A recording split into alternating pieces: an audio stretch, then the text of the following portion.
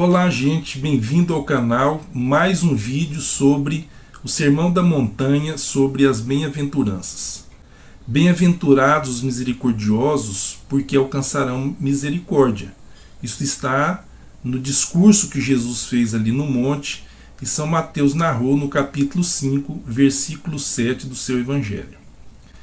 Aqui a questão é a misericórdia como um fator de felicidade para quem a pratica, para quem é um misericordioso. É um fator de bem-aventurança. E é nesse sentido que nós queremos analisar esta bem-aventurança neste vídeo. Nós vimos nos vídeos passados que a maioria daqueles que escrevem sobre as bem-aventuranças dizem que as bem-aventuranças é uma escada. A escada que o cristão deve subir até chegar a uma perfeição cristã. Essa escada, o primeiro degrau dela é a humildade de espírito. Eu tenho que reconhecer que eu dependo da justiça de Cristo, que eu por mim mesmo não sou nada. Bem-aventurados os humildes de espírito, porque deles é o reino dos céus. Quando eu chego a essa situação que eu me esvazio, retiro a minha justiça como algo válido perante Deus, eu choro pelos meus pecados. Mas eu choro também pelos pecados das outras pessoas, da própria sociedade, as injustiças, pela exploração do pobre. Eu choro. E esse pranto lava minha alma e faz com que eu tenha um novo relacionamento com Deus. Pode não ser um pranto físico, mas é um pranto do fundo do coração. E eu me torno então uma pessoa mansa. A mansidão é uma característica do cristão dada por Deus, não é uma mansidão de um dom, a pessoa já tem naturalmente essa condição, mas é dado por Deus, pelo Espírito Santo. A pessoa se torna então alguém que lida com seus semelhantes e consigo mesmo, de uma forma tranquila e em paz. A pessoa mansa tem que ser mansa por dentro. Esse é o terceiro degrau. No quarto degrau, nós já vimos a fome e a sede de justiça. A fome e a sede são desejos básicos e necessários para qualquer pessoa que está viva. Mas fome e sede do que? Jesus diz, olha, vão ser felizes, bem-aventurados os que têm fome e sede de justiça, porque serão fartos. E nesse momento nós vamos tratar da bem-aventurança da misericórdia. O nosso Deus, ele na verdade apresenta para nós seres humanos como o principal do seu caráter a misericórdia. Quando Deus estava ali com Moisés no alto do monte, Moisés faz um pedido para Deus. Ele diz lá em Êxodo, no capítulo 34, versículos 18 e 19 o seguinte: então ele disse, rogo-te que me mostres a tua glória.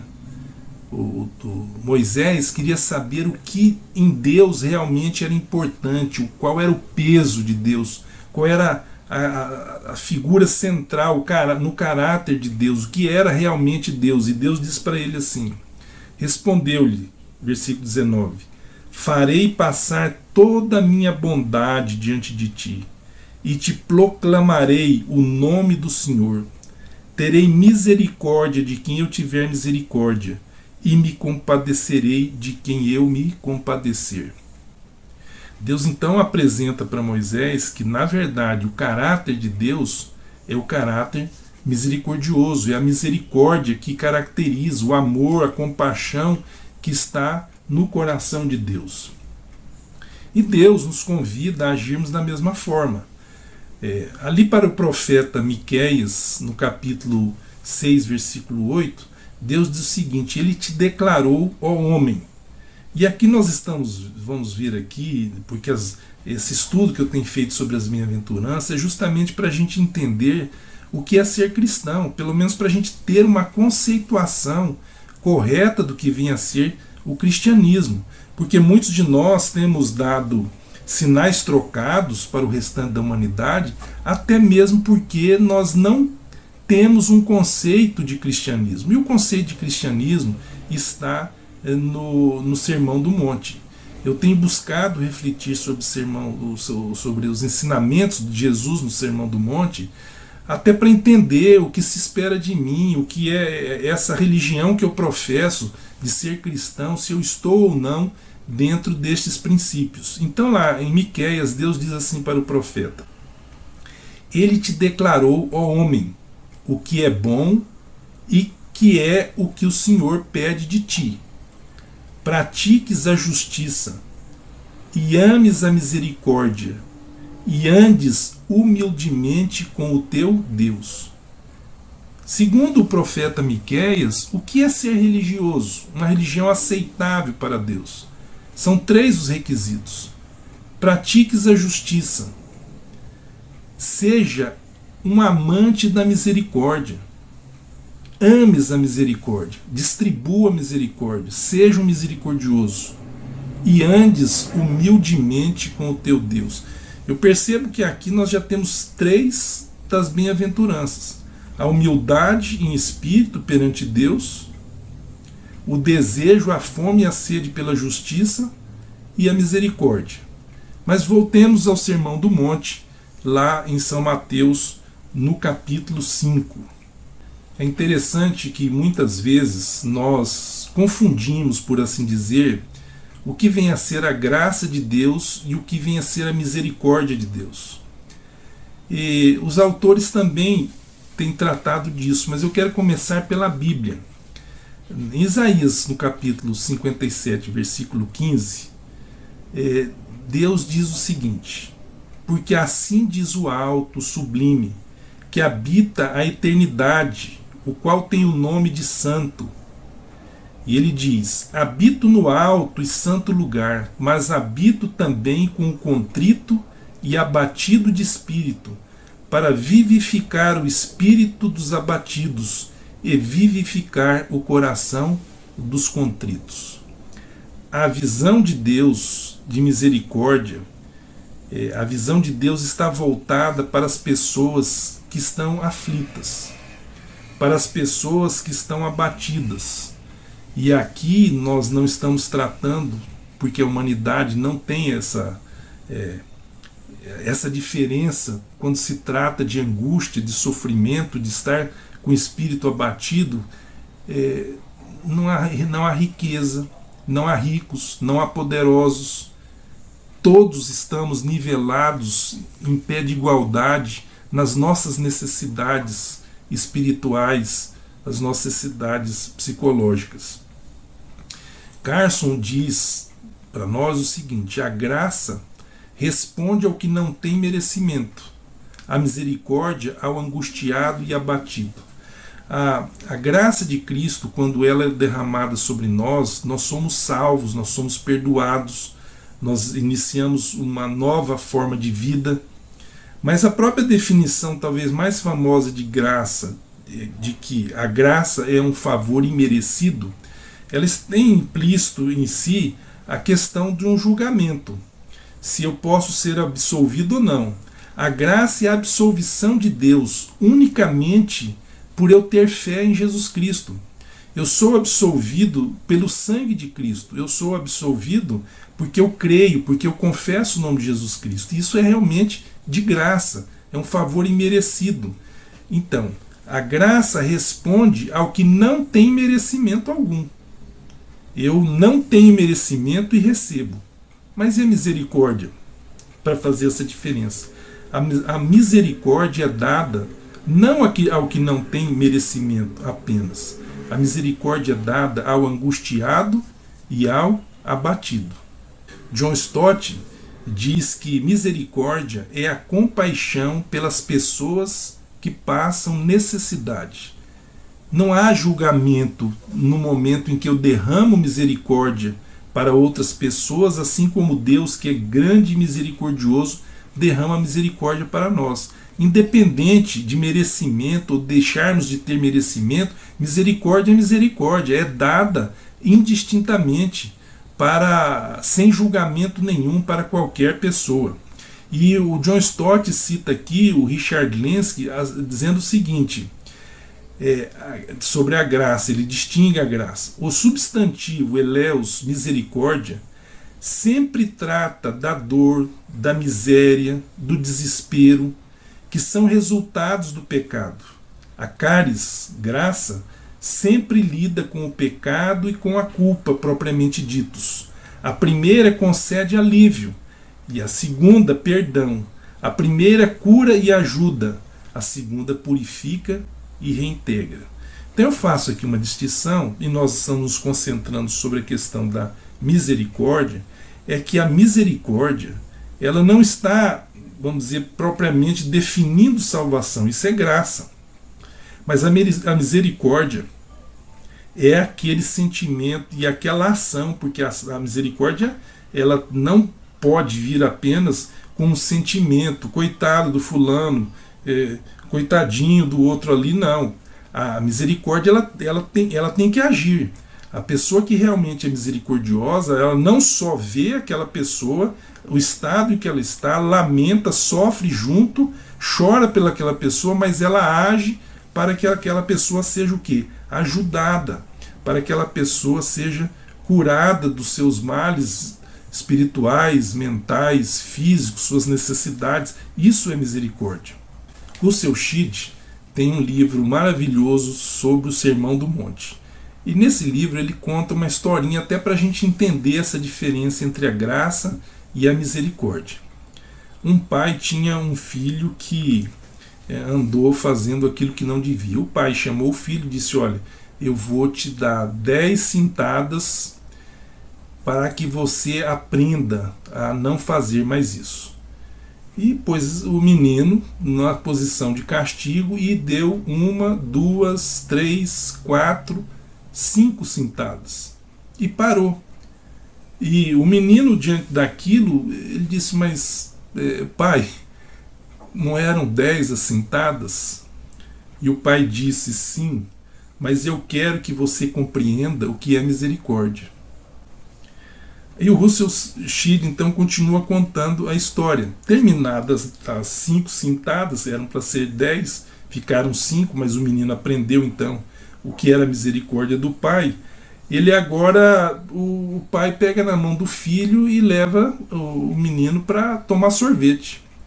E o menino disse assim: mas pai, eu não estou de castigo? E o pai então respondeu: sim, é verdade, mas eu quero que você entenda o que é a graça. A misericórdia é para todas as pessoas. O pior bandido que você imaginar aí, o pior corrupto, o pior isso, o pior aquilo, porque nós sempre vemos o pior nos outros, naquilo que nós não somos tão piores assim, eles merecem misericórdia. Não só de Deus, mas a minha misericórdia. E quando eu sou misericordioso, Jesus falou: olha, se você for misericordioso, você também alcançará misericórdia. Outra questão importante para nós analisarmos essa bem-aventurança é que nós temos uma certa dificuldade de entender como é que se completam a justiça e a misericórdia. Deus, porém, não é 50% misericordioso e 50% justo. Deus é 100% misericordioso e 100% justo. Qualquer ato de Deus, mesmo num castigo, em qualquer situação, tudo que eu leio na Bíblia e vejo na vida, em que Deus está agindo, isso explica parte do sofrimento, quando a pessoa é responsável pelo sofrimento que está passando, muitas vezes. Deus está ali agindo com justiça, mas Deus está agindo também com misericórdia. A justiça, quando alguma coisa provém de Deus, essa coisa, esse ato, esse fato, esse acontecimento, ele é sempre temperado com 100% de justiça e 100% de misericórdia. Nada que aconteça para alguém, a pessoa pode olhar só pelo lado da justiça: Deus está me castigando, Deus está me castigando. Porque juntamente com aquilo ali está havendo misericórdia. Misericórdia muitas vezes para salvação, para evitar um mal maior, para uma série de coisas. Mas nós temos, infelizmente eu vejo isso na igreja, nós temos uma dificuldade de entender que misericórdia não anula a justiça. Então, eu não vou ajudar, ele é responsável por aquilo, ele está pagando pelo que fez, e deixa a pessoa ali numa situação terrível. Não, a misericórdia e a justiça não se anulam. George Chevreul, ele vai dizer o seguinte: a nossa maneira habitual de falar estabeleceu certa oposição entre justiça e misericórdia, que é o que estou dizendo aqui. No quadro do reino de Deus e do Espírito e do Evangelho, seria vão distinguir entre a justiça e a caridade, ou a misericórdia. Já vimos que justiça não existe se não tem como base o amor. E o mandamento de amar ao próximo como a nós mesmos nunca é facultativo.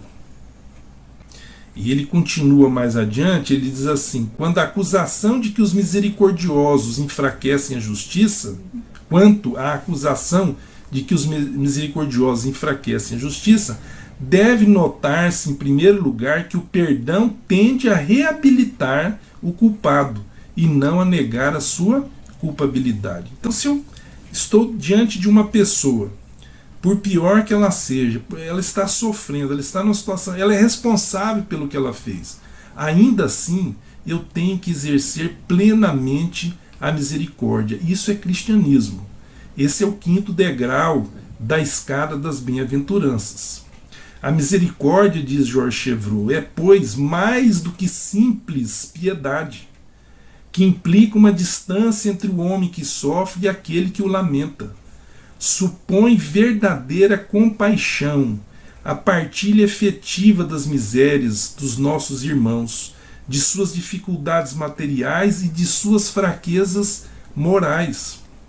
Porque a própria palavra misericórdia, ela vai ter uma origem, vamos dizer, latina, onde eu vou encontrar que miser é um infeliz, é um miserável, miserator é o que tem compaixão, cordes é o coração, e o que vem então a ser misericórdia, ter compaixão com o coração. Tem que ser alguma coisa genuína, de dentro, eu sofrer junto com aquele que sofre, socorrer essa pessoa que está sofrendo. É o que talvez nós poderíamos dizer é ter empatia e não simpatia. Muitas vezes eu digo, olha, eu tenho uma simpatia enorme por aquele fulano, e não passa disso. Simpatia, simpatia. É apenas um sentimento de gostar da pessoa, tal. Mas a empatia é entrar no sapato dele, é viver a vida que ele viveu, é saber por que razão ele está passando aquilo, qual é realmente o motivo, o desgosto, a angústia que levou aquela pessoa a se envolver naquele problema, e ter misericórdia, não só chorar com ela, não só estar junto, mas retirar essa pessoa daquele poço em que ela caiu. Isso é misericórdia. Bem-aventurados os misericordiosos, porque alcançarão misericórdia. Deus se dirige a nós e diz: eu sou misericordioso. Isso tem muitas passagens da Bíblia. Mas diante da situação que nós estamos vivendo, se nós passamos pelo primeiro degrau e nós constatamos que a nossa justiça não vale de nada e que nós somos tão pecadores contra aquele pecador que está na primeira página do jornal ou na capa da revista, nós vamos perceber que todos nós carecemos da mesma proposta de Deus. Lá em Isaías 1,18, Deus diz assim: vinde, pois, e arrazoemos, diz o Senhor. Ainda que os vossos pecados sejam como a escarlata, eles se tornarão brancos como a neve, ainda que sejam vermelhos como o carmesim, se tornarão como a lã. Isso é graça. E atrás da graça vem a misericórdia, porque é nos dada a possibilidade de nos livrarmos, de nos purificarmos, de iniciarmos uma nova vida, mas também é dado a oportunidade de nós curarmos as nossas feridas, de nós sermos confortados, estejamos ou não, tenhamos ou não praticado coisas certas ou erradas. Isso não implica, como eu já disse, que a pessoa enfrente as consequências judiciais, se for o caso, mas ela merece toda a compaixão e toda a nossa misericórdia. O George Chevreul tem uma frase assim muito importante, que sintetiza isso que nós estamos falando. toda miséria moral, não é alguma miséria moral, toda miséria moral, seja qual for, é um apelo à misericórdia do cristão. Eu tenho me esforçado para ler as manchetes de jornais de uma forma enviesada, digamos, por outro viés. Qual é a forma? Se eu sou um cristão e eu vejo a terrível situação em que uma pessoa está vivendo, o que eu tenho que pensar ali? Por quê? Qual é a angústia dessa pessoa? O que ela passou? O que fez essa pessoa chegar nesse ponto? Esse sofrimento que aparentemente ela não está sofrendo, de repente ela está pisando nos outros, de repente ela está fazendo uma coisa abominável, socialmente falando. Mas quando eu olho para aquela pessoa, eu tenho que perceber que tem alguma coisa atrás disso aí. Existe uma história de sofrimento, existe uma história de engano, porque na pior das hipóteses, o inimigo de Deus tem colocado conceitos e tem colocado ideias e tem colocado sentimentos que prejudicam aquela pessoa. E eu começo a olhar essa pessoa e tentar fazer uma defesa dessa pessoa. Eu penso que essa bem-aventurança da misericórdia é justamente isso. É a gente, em qualquer circunstância, procurar, em primeiro lugar, fazer a defesa daquela pessoa. Não é justificar o que ela está fazendo, o que ela fez ou está fazendo de errado. Não é dizer que o que ela fez ou está fazendo é bonito e é perfeito e é agradável. Não é isso. Mas a gente perceber que aquela pessoa, antes de tudo, é também uma vítima. Ela pode ter causado vítimas, mas ela é também uma vítima. Quando eu começo a olhar essas pessoas terríveis, socialmente falando, e eu começo a buscar esse tipo de atitude, de ser um defensor, de interceder a Deus por ela, o senhor vê o que esse camarada está fazendo, faça uma coisa por ele. E isso é tão correto, que a palavra de Deus diz que nós devemos orar pelos nossos inimigos. Porque assim fazendo, diz o apóstolo, nós vamos estar colocando sobre ele brasas vivas na sua cabeça. Nós vamos estar criando que essa pessoa tenha a oportunidade de crescer, de rever as suas posições. Ela não vai estar tranquila, porque o Espírito Santo vai estar interferindo na vida dela. A cabeça da pessoa vai começar a pegar fogo. Por quê? Porque eu estou intercedendo pelo meu inimigo. Isso é difícil e isso não é humano. E eu não tenho condições de fazer isso. O que eu tenho que pedir a Deus é que Ele me dê essa capacidade de ter essa forma de pedir isso pelo meu inimigo. É Deus que nos capacita a ter esse sentimento. Então, se eu começo a olhar as pessoas pelo outro viés, a cada pessoa que eu vejo numa situação difícil moralmente, seja lá o que for, eu começo a me candidatar a ser o seu advogado de defesa. Então, se eu começo a perceber isso, começo a orar por essa pessoa, interceder por essa pessoa que fez algo moralmente errado, e eu começo a ser o advogado de defesa dessa pessoa, e eu começo a interceder perante Deus, e eu começo a perceber que há algo por trás de muito sofrimento, de muita dificuldade, que levou esse ser humano a fazer aquilo, eu começo a exercer a misericórdia, porque agora se estiver condições, se eu estiver próximo dessa pessoa, eu vou começar a achar algum meio de tirar essa pessoa do lodaçal na qual ela veio a se meter. Toda miséria moral,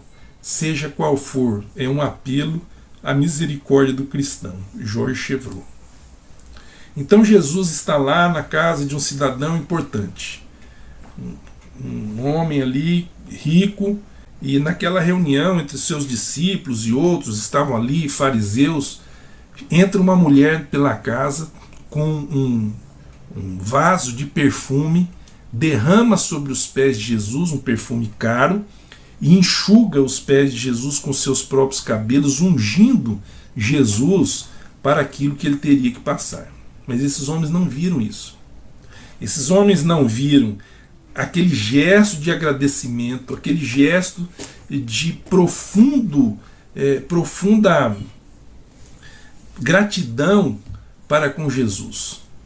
E eles olham e veem ali o que ela era, uma prostituta. Eles conheciam as prostitutas da cidade, se não pelo contato físico, ao menos pelo desejo que pudessem ter por uma daquelas moças lindas que estavam ali naquela situação de escravidão moral e física. E Jesus então, lendo o pensamento daquele povo ali, daqueles homens sem misericórdia, e Jesus estava ensinando as pessoas como é que devem agir e que precisam ter misericórdia, Jesus diz para elas assim: por isso eu te digo, perdoados lhes são os seus muitos pecados, porque ela muito amou, mas aquele a quem pouco se perdoa, pouco se ama. Jesus derramou misericórdia e graça para aquela mulher naquele momento. Graça porque Jesus ofereceu a ela salvação, tirou dela, deu a ela um favor imerecido, tirou dela o pecado, tirou dela a condenação e deu a ela o favor imerecido da salvação. É graça. Mas Jesus foi além. Jesus agiu com misericórdia. Jesus amparou aquela mulher ali naquele momento. E ele deixou muito claro para aqueles homens condenadores que aquele a quem pouco se perdoa, pouco ama. Mas como ela foi muito perdoada, ela ama muito. Esses são alguns contextos da misericórdia. Agora surge um problema que tem que ser esclarecido nesse vídeo, que é o seguinte: quando eu leio que aquele que tem, feliz é aquele que tem misericórdia, porque ele alcançará misericórdia, ou seja, ele receberá misericórdia, alguns fazem uma leitura legalista dessa bem-aventurança. Bom, eu vou ter misericórdia, porque senão Jesus não vai me dar misericórdia. Eu tenho que ser misericordioso, senão Jesus não vai ter compaixão de mim nos meus sofrimentos, nos meus atropelos. Ora, a coisa não é por aí. Jesus não está condicionando a ter misericórdia da gente só porque a gente foi misericordioso. Não é esse o fato. A misericórdia de Deus é derramada sobre todas as pessoas. O ar que nós respiramos, que é pela misericórdia de Deus, é dado a todos. A palavra de Deus diz que cai chuva sobre justos e injustos. Então, tudo que você vê aí um sujeito mau vivendo de uma forma corrupta e ainda assim subindo e descendo, sorrindo, bebendo e comendo, isso é misericórdia de Deus. É a misericórdia de Deus que cai sobre todos. Não estamos tratando aqui da questão da justiça ainda. Essa pessoa vai receber a justiça por aquilo que fez, mas essa pessoa é carente de misericórdia e de oportunidades, e Deus está dando. John Stott fala o seguinte: não que possamos merecer misericórdia através de misericórdia. Eu não ganho misericórdia porque eu fui misericordioso, ou perdão através de perdão, mas porque não podemos receber a misericórdia e o perdão de Deus se não nos arrependermos. E não podemos proclamar que nos arrependemos de nossos pecados se não formos misericordiosos para com os pecados dos outros. O fato é o seguinte: se eu não tenho misericórdia, eu não sou cristão. Eu não estou vivendo uma vida de cristianismo. Mas na oração do Pai Nosso a gente diz o seguinte: Pai, perdoa as nossas ofensas, perdoa os meus pecados, da mesma maneira como nós perdoamos aqueles que nos têm ofendido, aqueles que têm pecado contra nós. Essa é a oração que nós fazemos. Então, implicitamente, a oração está sendo dita pelo próprio cristão no sentido de que ele precisa de aprender a perdoar para que ele possa, de fato, se sentir perdoado. Judeus e samaritanos eram parentes próximos, uma religião muito parecida, bem próxima, o mesmo Deus, mas eles se odiavam. Os judeus maltratavam os samaritanos. E essa luta vinha muito lá de trás. Essa luta vinha do tempo em que eles retornaram do exílio e estavam reconstruindo Jerusalém. Então havia esse verdadeiro ódio. E Jesus precisou de tomar algumas medidas drásticas para que os discípulos pudessem compreender a misericórdia, pudessem compreender como é que se age em relação a outras pessoas. Jesus contou uma parábola. Havia um sujeito, um judeu, e esse camarada foi andar numa estrada numa hora errada, provavelmente à noite, e esse camarada caiu na mão de salteadores que bateram tanto nele que ele ficou largado ali na beira do caminho.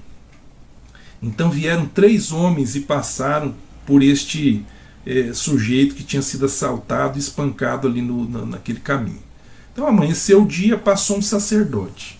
O sacerdote veio, olhou aquele homem.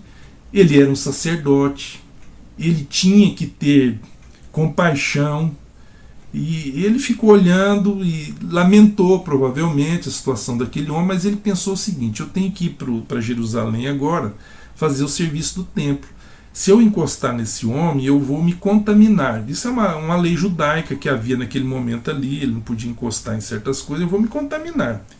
Então eu tenho que dar preferência para Deus, eu vou para o templo lá exercer a minha função. E largou aquele homem deitado na beira do caminho. Logo a seguir veio outro religioso, um levita. E o raciocínio foi o mesmo, ele passou de largo, deixou aquele homem ali. Mas em seguida veio o tão odiado samaritano, aquele camarada que era tido como um apóstata, aquele homem que judeu nenhum queria ver entrando no templo em Jerusalém. Era um samaritano, era um inimigo de Deus. Jesus teve num determinado momento que tem um encontro com uma mulher, olha bem, uma mulher prostituta, digamos assim. A situação dela era terrível, ela já tinha 5 maridos. Jesus encontra essa mulher samaritana. Então era uma mulher com problemas morais, o marido dela não era dela, portanto posso pensar que era um amante, e samaritana. Jesus chega, senta na beira de um poço e fala assim: eu quero que você me dê água. A mulher ficou aterrorizada com aquilo. Como que um judeu vai me pedir água aqui? Muito bem, termina a história, essa mulher se converte, não é? Está lá em São João no capítulo 4. Os discípulos ficaram olhando aquilo ali.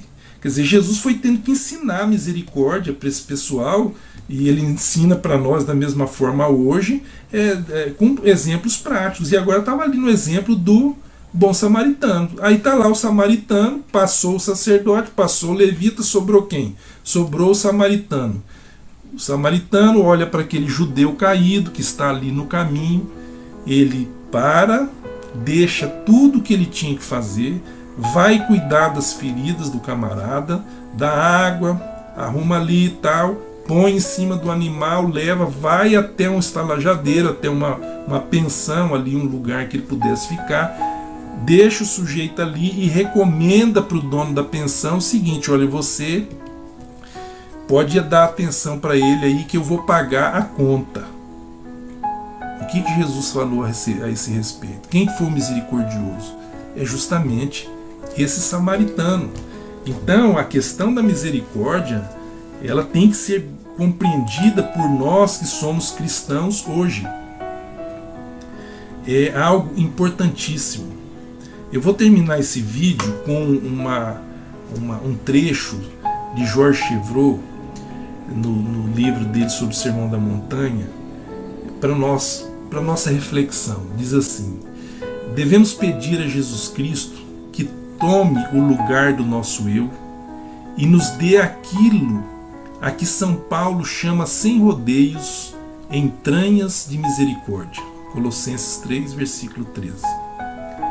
Irmãos trêmulos diante da justiça de Deus, mas que levem os fardos uns dos outros, que se auxiliem mutuamente, que reúnam forças para pôr em comum as suas fraquezas. Eis a igreja dos cristãos na terra. Eis a futura Assembleia dos Santos. Que mundo maravilhoso eu e você teríamos Se nós vivêssemos num ambiente de pecado, como nós estamos vivendo, mas se nós tivéssemos o apoio, nós tivéssemos a fraternidade, nós tivéssemos recebendo a misericórdia e dando essa misericórdia para aqueles que caíram, para aqueles que estão numa situação extremamente difícil. Seria muito mais fácil atravessarmos esse mundo de pecado até o dia da volta de Jesus se todos nós agíssemos com misericórdia. E é por isso que Jesus diz: bem-aventurados os misericordiosos, porque alcançarão misericórdia. Você que assistiu esse vídeo até aqui, um vídeo longo, mas você está comigo ainda até aqui, eu quero te pedir que, se foi bom para você, compartilhe o vídeo com outras pessoas.